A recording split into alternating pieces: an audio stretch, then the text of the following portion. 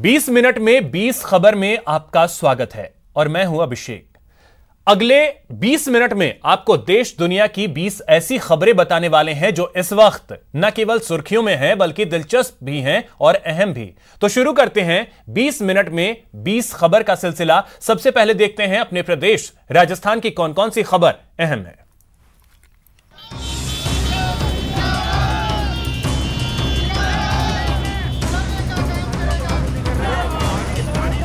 Agriculture bill के खिलाफ ये किसान और मजदूरों के भारत बंद की तस्वीरें हैं जो 31 संगठन और केंद्र सरकार के विरोध में खड़ी तमाम पार्टियों की ओर से बुलाई गई है। ये तो पूरे देश के किसान खुद स्टेक होल्डर थे, किसानों की भागीदारी थी।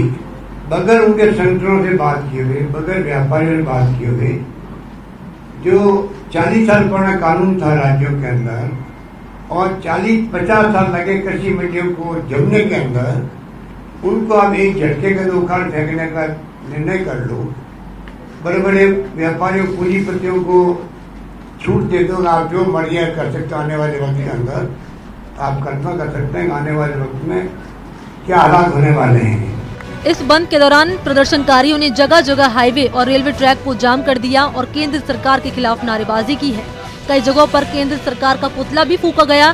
बिहार में आरजेडी नेता और पूर्व डिप्टी सीएम तेजस्वी यादव ने ट्रैक्टर पर बैठकर जहां केंद्र सरकार का विरोध किया, तो वहीं पंजाब से भी केंद्र सरकार के विरोध की तस्वीरें सामने आई हैं। 31 किसान संगठन के अलावा इस बंद में कांग्रेस, आरजेडी, समाजवादी पार्टी, अकाली दल, आप, टीएमसी समेत कई पार्टियों के नेता और कार्यकर्ता भी शामिल हैं।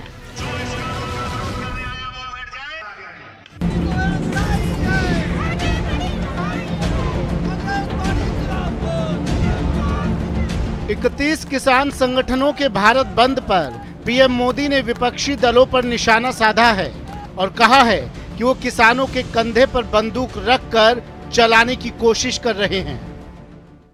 किसानों से हमेशा जिन्होंने झूठ बोला है, झूठ बोलने वाले कुछ लोग इन दिनों अपने राजनीतिक स्वार्थ की वजह से किसानों के कंधे पर बंदूकें फोड़ रहे हैं। पीएम मोदी भारतीय जनसंघ के जनक रहे पंडित दीनदयाल उपाध्याय की जयंती के मौके पर बीजेपी कार्यकर्ताओं को संबोधित कर रहे थे। इसी दौरान उन्होंने भारत बंद बुलाने पर निशाने पर लिया। इस मौके पर पीएम मोदी ने वैसे बीजेपी कार्यकर्ताओं को भी याद किया जो कोरोना संकट में लोगों की सेवा करते हुए संक्रमित हुए और उनमें से कई की जान भी चली गई।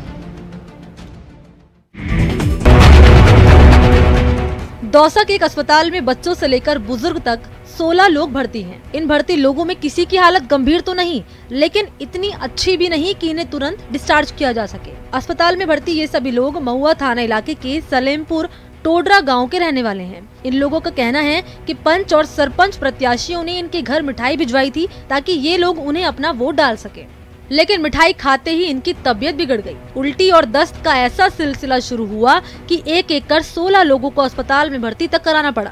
किसने दिया आपको मिठाई? सरपंच साहब ने। कौन से सरपंच?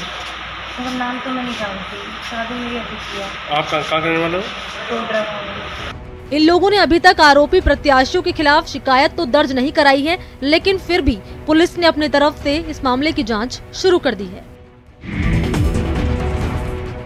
बजरी माफियाओं का आतंक जस का तस बरकरार है और अस्पताल में जख्मी पड़े ये लोग उसी आतंक की एक बानगी भर है। बताया जाता है कि टोंक जिले के सोहेला गांव में गुरुवार की देर शाम बजरी माफियाओं के 2 गुट आपस में भिड़ गए और उसी झड़प में 3 लोग जख्मी हो गए थे, जिसमें से एक की हालत गंभीर है और उन्हें जयपुर रेफर कर दिया गया है। 3-4 गवाही। कितने लोग थे मारने वाले? हथियार थे? 50 थे, गंडा से बाटी थी, सरिया भी थे। बजरी माफियाओं के बीच ये झड़प एक गुट का ट्रक पकड़वाने की वजह से हुई थी और जिस गुट के 3 लोग जख्मी हुए हैं उस गुट ने इस मामले की पुलिस में रिपोर्ट भी दर्ज करा दी है। बजरी के सूचना देने के और गाड़ियां पकड़वाने के आरोप को लेकर इन दोनों पक्षों में झगड़ा हुआ है। पीड़ित पक्ष घटना के 3 घंटे बाद थाने पर पहुंचा है। थाने पर आने के तुरंत बाद में रिपोर्ट लेकर मुकदमा दर्ज किया। हिंडौन सिटी के अंदर चलने वाली मंडियों पर ताला क्या लगा, सब्जी बेचने वाले तो प्रदर्शन पर उतर आए। प्रदर्शन भी ऐसा वैसा नहीं, 100 से ज्यादा सब्जी बेचने वाले सब्जी लेकर सीधे स्थानीय विधायक भरोसी लाल जाटव के घर पहुंच गए और लगे प्रदर्शन करने। अपने घर 100 से ज्यादा सब्जी वालों को देखकर पहले तो विधायक साहब हैरान रह गए, फिर मामले की गंभीरता को समझते हुए उन्होंने सभी सब्जी वालों के साथ बैठकर उनसे बात की और वादा किया कि जल्द ही उनकी समस्याओं का हल निकाला जाएगा। आपको बता दें कि हिंडौन सिटी में 2 जगहों पर सब्जी मंडी लगती थी, लेकिन व्यापारियों की गुटबंदी की वजह से सब्जी लेकर आने वाले किसानों और खरीदारों को भारी परेशानी का सामना करना पड़ता था और इसी वजह से स्थानीय प्रशासन ने दोनों सब्जी मंडी पर ताला लगा दिया है। झुंझुनू के हमीरी कला गांव में सरपंच का चुनाव रोचक होता जा रहा है। इस पंचायत से चुनावी मैदान में 7 उम्मीदवार हैं। ऐसे में वोटर तक अपनी पहुंच बनाने के लिए हर उम्मीदवार वोटरों तक पहुंच रहा है। उम्मीदवार भी गांव का मूड जानते हैं। यहाँ वोट का आधार काम है। वहीं एक महिला उम्मीदवार के समर्थक का दावा है कि अगर उनकी उम्मीदवार जीत गई तो फिर पीएम मोदी की तरह वो इस पंचायत की सूरत संवार देगी।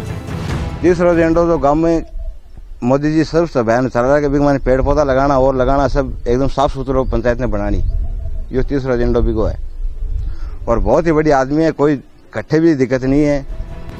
हालांकि दूसरे उम्मीदवारों के समर्थकों का दावा भी विकास वाला ही है। गांव का एक नाम लियो दीपक जानू, आपका पापा जी भी पहले सरपंच रहे, 2 बार रह भी चुके हैं और आपको राजनीति से पुराना ताल्लुकात है, मतलब पीढ़िया गोया जो दिख रही है आपको पीढ़िया गो है, तो एक गांव का बताया सबने, तो यो भाई हाँ भर दी, ठीक है बोल गांव मेरे साथ है तो मैं खड़े हो जैसे। झुंझुनू जिला मुख्यालय के करीब के इस ग्राम पंचायत में करीब 2500 मतदाता 28 सितंबर को नए सरपंच का चुनाव करेंगे।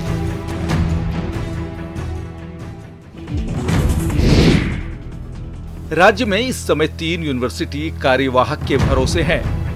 यहाँ बात कर रहे हैं जोधपुर स्थित सरदार पटेल विश्वविद्यालय की, जहाँ अक्टूबर 2015 से अस्थायी कुलपति का इंतजार है। जहाँ 31 मई तक डीजी जेल NRK रेड्डी कार्यवाहक कुलपति के तौर पर कार्यभार संभाल रहे थे, लेकिन उनकी सेवानिवृत्ति के बाद यहाँ कुलपति का पद रिक्त चल रहा है। VC सर्च कमेटी भी प्रक्रियाधीन है। इस विश्वविद्यालय के कुलपति पद के लिए पुलिस के उच्चाधिकारियों के नाम चर्चाओं में हैं। इसी तरह अजमेर स्थित MDS यूनिवर्सिटी के प्रो VC RP सिंह की ACB में गिरफ्तारी और सस्पेंशन के बाद इस विश्वविद्यालय का चार्ज हरिदेव जोशी पत्रकारिता यूनिवर्सिटी के कुलपति ओम थानवी को दिया गया है। ओम थानवी के पास 12 जुलाई से ही ललित के पवार के कार्यकाल पूरा होने के बाद राजस्थान स्किल यूनिवर्सिटी का चार्ज भी है।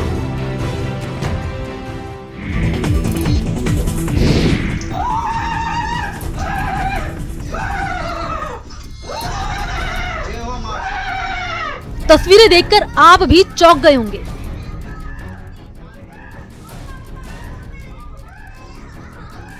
सिर पर टोपी, माथे पर चुनरी, गले में माला और हाथ में तलवार। तलवार बाबा उर्फ महबूब कुरैशी का यही है असली रंग। कारोबार है तंत्र मंत्र। लेकिन इस वीडियो ने बाबा की हवा निकाल दी और हवालात पहुंचा दिया। देखिए कैसे जीभ निकाले और हाथों में तलवार थामे पहले इस कैमरे में ड्रामा करता है और चीखता हुआ बाहर आता है, बच्ची को थप्पड़ मारता है और फिर उसकी गर्दन को पैर से दबाता है। बच्ची खुद को बचाने की भरपूर कोशिश कर रही है, लेकिन बाबा की बेरहमी के आगे बेबस है। लेकिन जैसे ही बाबा का ये वीडियो वायरल हुआ, दीवालों ने बाबा का ही इलाज कर दिया और उसे असली ठिकाने पर पहुंचा दिया।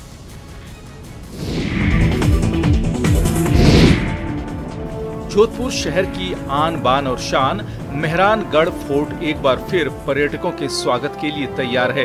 कोरोना संक्रमण के चलते लॉकडाउन से अब तक मेहरानगढ़ फोर्ट पर्यटकों के लिए बंद था, लेकिन अब केंद्र और राज्य की गाइडलाइन के मुताबिक नियमों के तहत 1 अक्टूबर से पर्यटक फिर से मेहरानगढ़ फोर्ट का दीदार कर पाएंगे।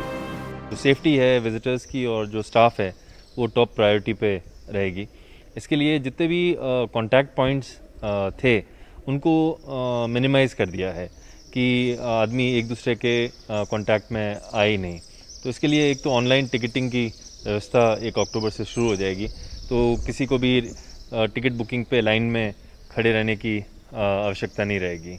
और एक ऐप जो है उसका निर्माण किया गया है, तो टिकट की जो स्कैनिंग है वो भी ऐप के द्वारा हो जाएगी। अब पर्यटक ऑनलाइन मेहरानगढ़ फोर्ट के टिकट खरीद सकते हैं और ऑनलाइन ही फूड वाउचर से उनको मेहरानगढ़ फोर्ट के अंदर खाना पानी मिलेगा। हालांकि एक समय में 50 पर्यटक ही मेहरानगढ़ फोर्ट देख सकेंगे और 1 घंटे बाद दूसरे दल को मेहरानगढ़ फोर्ट दिखाया जाएगा।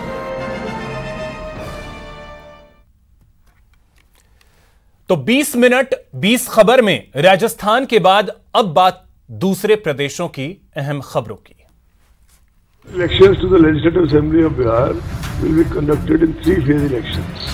चुनाव आयोग ने बिहार विधानसभा चुनाव की तारीखों का ऐलान कर दिया है और कहा है कि इस बार 3 चरणों में बिहार की 243 सीटों पर चुनाव कराए जाएंगे।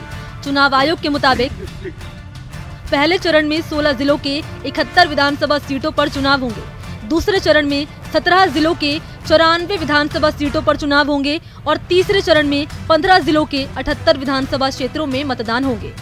चुनाव आयोग ने ये भी बताया कि पहले चरण के मतदान में करीब 31,000 बूथ पर वोट डाले जाएंगे। दूसरे चरण में 42,000 बूथ पर और तीसरे चरण में 33,500 बूथों पर वोट डाले जाएंगे। वोटों की गिनती को लेकर चुनाव आयोग ने कहा कि तीनों चरणों में डाले गए वोटों की गिनती 10 नवंबर को होगी।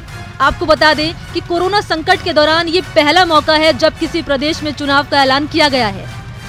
हालांकि चुनाव आयोग ने इसके लिए भी खास उपायों और सावधानियों की भी घोषणा की है। कश्मीर के त्राल में हुई मुठभेड़ का एक चौंका देने वाला वीडियो सामने आया, जिसमें सुरक्षा बल के जवान वहां छिपे एक आतंकी को सरेंडर करने के लिए कहते सुने गए, लेकिन उसने सरेंडर नहीं किया। इस मुठभेड़ का वीडियो जम्मू कश्मीर पुलिस ने जारी किया, जिसमें एक मकान के चारों तरफ सुरक्षा बल की घेराबंदी दिखी। इसी मकान में एक आतंकी छिपा हुआ था। जवानों ने उसे सरेंडर करने के लिए काफी वक्त दिया, लेकिन वो मकान से बाहर नहीं आया। आपको रिक्वेस्ट करता हूं कि वो बाहर आके हमारे सामने सरेंडर करे। जवानों ने इलाके के लोगों की भी मदद ली। सामने आई एक तस्वीर में वहां रहने वाला एक शख्स आतंकी से बात करता हुआ दिखा। उसने मकान में छिपे आतंकी को सुरक्षा बल के हवाले करने के लिए भी काफी समझाया, लेकिन वो तैयार नहीं हुआ। इसको बोल सिलेंडर कर ले, आप बचोगे। बता इसको बोल कर ले सिलेंडर, 4 बार तो भेज दिया। काफी कोशिश के बावजूद जब आतंकी सरेंडर के लिए तैयार नहीं हुआ तो जवानों ने आसपास रहने वाले लोगों को वहां से सुरक्षित बाहर निकालना शुरू कर दिया। तो फौज ने बोला कि आप बाहर आ जाओ, सिलेंडर करो, हम कुछ नहीं करेंगे, लेकिन उसने 4 बार जाके भी नहीं माना। जवानों के काफी समझाने के बावजूद उसने फायरिंग शुरू कर दी, जिसके बाद सुरक्षा बल ने उसे मुठभेड़ में ढेर कर दिया। कवर दो और इवैक्यूएट करो यहाँ। इस मुठभेड़ का वीडियो जम्मू कश्मीर पुलिस की तरफ से जारी किया गया। देश की राजधानी दिल्ली को एक बार फिर पराली के धुएं ने डराना शुरू कर दिया है। पड़ोसी राज्य पंजाब और हरियाणा में धान की फसल की कटाई के बाद पराली जलाने की घटनाएं लगातार सामने आ रही हैं। और इन घटनाओं ने दिल्ली के माथे पर शिकन ला दी है। अमृतसर से सामने आई एक तस्वीर में कई एकड़ में फैले खेत जलते हुए नजर आए। वहां धान की फसल की कटाई के बाद एक किसान ने पराली को आग के हवाले कर दिया। पराली या ठूंठ फसल के उस हिस्से को कहते हैं जो फसल कटने के बाद जमीन में रह जाता है। क्योंकि यह हिस्सा काम का नहीं होता और उसे काटने में काफी वक्त लगता है, इसलिए किसान इसे जला देते हैं। हालांकि किसान पराली न जलाएं, इसके लिए हरियाणा और पंजाब सरकार मदद का तो दावा करती हैं, लेकिन जमीनी स्तर पर ज्यादा बदलाव नजर नहीं आता। पराली जलाने वाले किसानों का तो यहाँ तक दावा है कि उन्हें मदद नहीं मिलने की वजह से वो पराली जलाने के लिए मजबूर हैं। सरकारों ने सहूलत चाहिए, खर्चा चाहिए सानू पराली बाहर कड्ढन दा। पंजाब, हरियाणा और पश्चिमी उत्तर प्रदेश के हिस्सों में धान की सबसे ज्यादा बुआई होती है और ये सीजन धान की कटाई का है। यानी ऐसी आशंका है कि इन राज्यों में इस साल भी पराली जलाने की घटनाएं बढ़ सकती हैं। पराली के धुएं की वजह से दिल्ली में एक बार फिर प्रदूषण खतरनाक स्तर पर पहुंच सकता है, जिससे निपटने के लिए केजरीवाल सरकार ने भी तैयारियां तेज कर दी, जिसके लिए मुख्यमंत्री अरविंद केजरीवाल खुद दिल्ली के पूसा में भारतीय कृषि अनुसंधान संस्थान पहुंचे, जहां वैज्ञानिकों ने उन्हें पराली खत्म करने की एक ऐसी तकनीक से रूबरू कराया जो कम लागत में पराली को खत्म कर सकती है। इस तकनीक को पूसा डिकम्पोजर नाम दिया गया है, जिसमें एक कैप्सूल से लिक्विड बनाया जाता है और फिर 8 से 10 दिन तक पराली पर इसका छिड़काव किया जाता है। दावा है कि इस तकनीक से पराली खाद में बदल जाती है और उसे जलाने का झंझट भी नहीं रहता। दिल्ली में हम इसको ज्यादा से ज्यादा इस बार इम्प्लीमेंट करेंगे, उसके लिए हम इनके साथ टाई अप करेंगे। दिल्ली सरकार ने इस तकनीक के बारे में जानकारी मांगी है और कहा जा रहा है कि अगर सब सही रहा तो दिल्ली के जिन इलाकों में पराली जलाने की समस्या आती है, वहां सरकार किसानों को ये तकनीक पहुंचा सकती है। सौभाग्य की बात यह कि पंजाब और हरियाणा में पराली जलाने की घटनाओं ने एक बार फिर दिल्ली को डराना शुरू कर दिया है, जिस पर केजरीवाल सरकार ने भी चिंता जताई है। यही नहीं, दिल्ली सरकार की तरफ से इस पर नई तकनीक का सहारा लेने पर विचार भी किया जा रहा है। एलएसी पर चीनी सैनिकों की हरकतों को अब और बर्दाश्त नहीं किया जाएगा। रक्षा सूत्रों का कहना है कि भारत की ओर से चीन को सीधा संदेश दे दिया गया है कि अगर उसके सैनिकों ने हद पार करने की कोशिश की तो भारतीय सैनिक गोली चलाने से भी नहीं हिचकेंगे। भारतीय सैनिकों को भी ये साफ कह दिया गया है कि अगर चीनी सैनिक आगे बढ़े तो उन्हें सबक जरूर सिखाया जाए। कुछ दिन पहले दोनों देशों ने अग्रिम मोर्चे पर अतिरिक्त सैनिक भेजकर तनाव और नहीं बढ़ाने पर सहमति जताई थी, लेकिन कई दौर की कूटनीतिक और सैन्य स्तरीय बातचीत के बाद भी पूर्वी लद्दाख में तनाव कम नहीं हुआ और दोनों देशों की सेना घनघोर सर्दियों के मौसम में भी अपने अपने मोर्चों पर डटे रहने के लिए तैयार है। आपको बता दें कि दोनों देशों ने एलएसी पर अपने 50-50 हजार सैनिक जमा कर रखे हैं। साथ ही सीमा पर टैंक, बख्तरबंद गाड़ियां, होवित्जर तोपे, सतह से हवा में मार करने वाले मिसाइल सिस्टम भी लगाए हुए हैं। यहां रुकेंगे एक छोटे से ब्रेक के लिए। ब्रेक के बाद आपका स्वागत है। राजस्थान समेत पूरे भारत की अहम खबरों के बाद अब आपको दिखाते हैं दुनिया भर की कुछ अहम और दिलचस्प खबरें।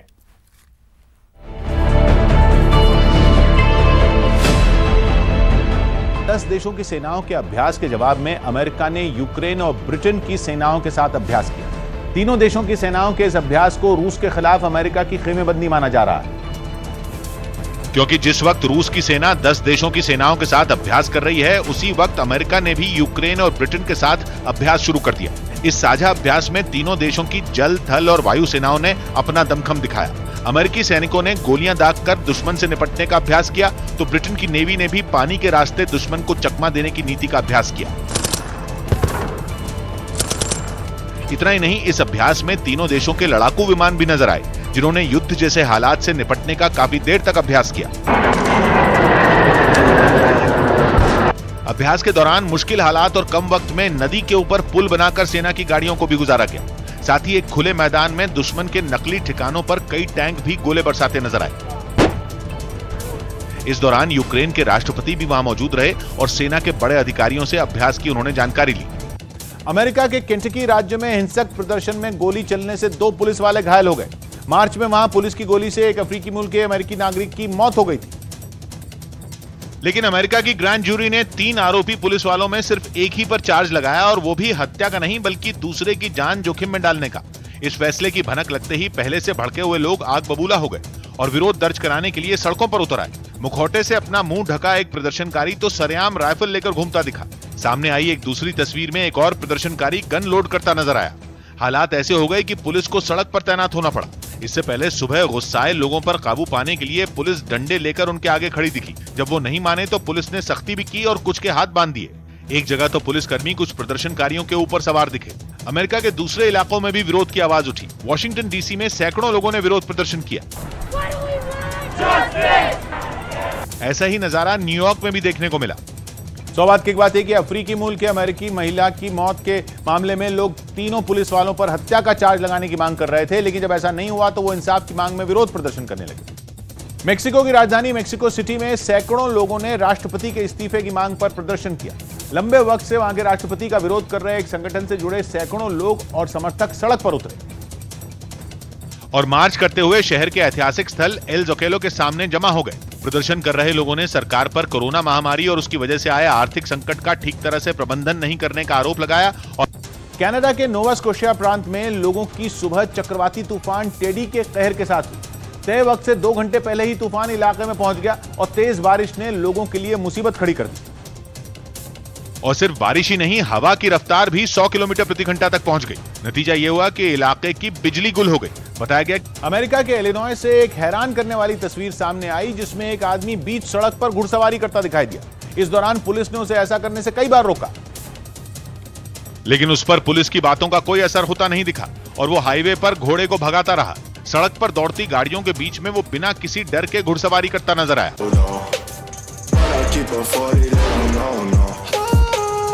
जापान की एक कंपनी ने महामानव की तरह दिखने वाला एक ऐसा रोबोट बनाया जो 60 फीट ऊंचा है। फिलहाल योकोहामा शहर में इस रोबोट की टेस्टिंग चल रही है, जिसका वीडियो सामने आते ही वायरल भी हो गया, जिसमें रोबोट को देखकर ऐसा लगा जैसे किसी साइंस फिक्शन हॉलीवुड फिल्म का कोई किरदार आंखों के सामने खड़ा हो। 6 मंजिला इमारत जितने ऊंचे रोबोट के आगे बिजली का खंभा भी कोई खिलौना लगा। खास बात यह कि 25 टन वजन वाला इतना विशाल रोबोट हिल डुल भी सकता है। वीडियो में वो कभी झुकता दिखा तो कभी उंगली दिखाता नजर आया। बताया गया कि इंजीनियरों की टीम ने 6 साल पहले इस रोबोट पर काम शुरू किया था। जापान में बना ये रोबोट वहां 1970 के दशक की एक मशहूर एनिमेशन सीरीज के एक किरदार पर आधारित है। सौभाग्य की बात है कि इस रोबोट की अक्टूबर में ओपनिंग होने वाली थी, लेकिन कोरोना की वजह से कार्यक्रम रद्द कर दिया गया। अब उम्मीद है कि इस साल के आखिर तक लोग विशाल रोबोट को अपनी आंखों के सामने देख पाएंगे। फिलहाल इतना ही। नमस्कार।